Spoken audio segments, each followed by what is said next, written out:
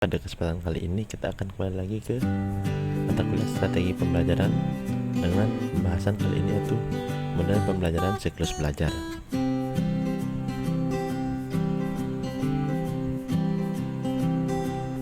Nah, sebelum lanjut ke materi, izinkan saya memperkenalkan diri terlebih dahulu. Nama saya Medadi Sadiawan dengan NIM 2011021009 dari kelas A semester 3 dengan program studi teknologi pendidikan. Saja ke pembahasan kita.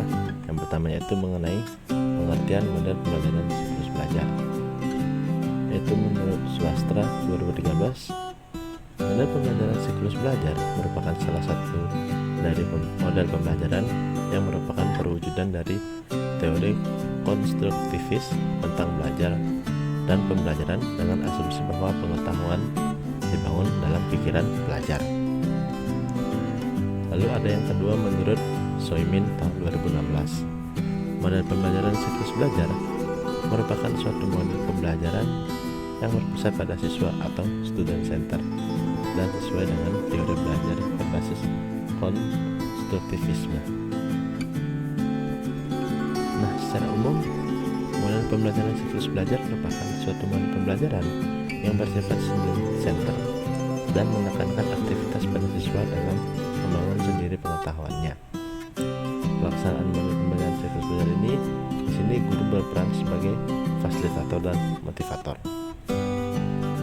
Untuk materi yang selanjutnya yaitu ada karakteristik model pembelajaran siklus.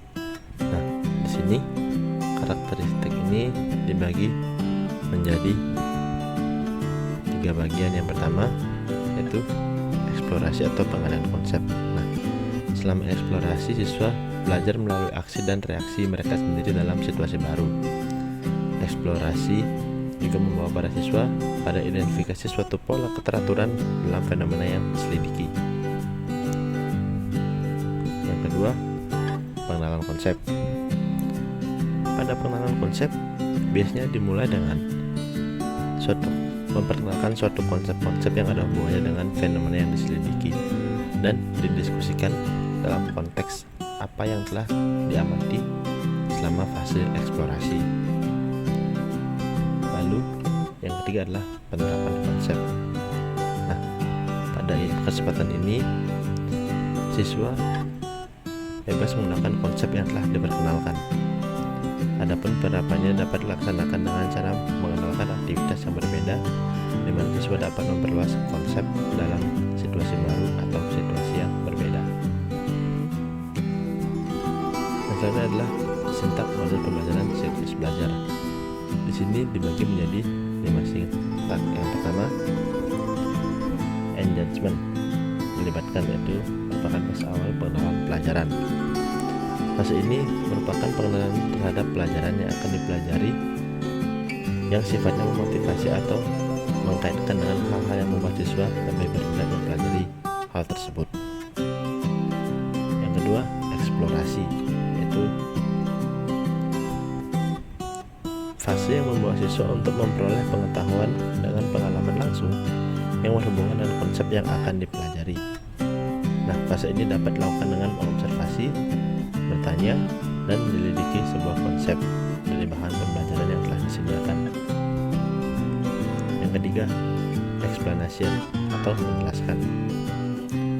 Fase ini di dalamnya terdapat ajakan atau dorongan terhadap siswa untuk menjelaskan konsep-konsep dan definisi-definisi awal yang mereka dapatkan ketika fase eksplorasi dengan menggunakan kata-kata mereka sendiri. Yang keempat, elaboration atau elaborasi. Nah, fase ini bertujuan untuk membawa siswa menggunakan definisi-definisi, konsep-konsep, dan keterampilan yang telah dimiliki siswa untuk situasi baru melalui kegiatan seperti praktikum lanjutan dan problem solving. Yang kelima dan yang terakhir adalah evaluation atau evaluasi, yaitu fase penilaian terhadap seluruh pembelajaran dan pengajaran. Pada fase ini digunakan sebagai strategi penilaian formal dan informal. Nah, di sini guru diharapkan secara terus-menerus dapat mengobservasi dan memperhatikan sesuai terhadap pengetahuan dan kemampuannya. Nah, untuk materi yang selanjutnya yaitu kelebihan dan kekurangan model pembelajaran siklus belajar. Nah, di sini ada beberapa kelebihan dari model ini. Yang pertama, membantu mengembangkan sikap ilmiah siswa. Yang kedua, meningkatkan motivasi belajar siswa karena siswa dilibatkan secara aktif dalam pembelajaran. Yang ketiga, lebih berpeluang untuk menyampaikan pendapat dan gagasan. Yang keempat, siswa menjadi lebih bermakna. Dan yang terakhir, pengetahuan dapat lebih melekat. Namun, di setiap kelebihan pasti ada sebuah kekurangan. Nah, adapun kekurangan dari model ini, yang pertama yaitu efektivitas pembelajaran rendah jika guru kurang menguasai materi pembelajaran. Yang kedua, menuntut kesungguhan dan kreativitas guru dalam merancang pembelajaran. Yang ketiga, memerlukan pengelolaan kelas yang lebih terencana dan terorganisasi. Yang keempat, memerlukan waktu dan tenaga yang lebih dalam menyusun rencana dan melaksanakan pembelajaran. Dan yang terakhir yaitu membutuhkan media, fasilitas, dan biaya yang cukup besar. Nah, sekian saja penyampaian materi mengenai model pembelajaran siklus belajar pada kesempatan kali ini.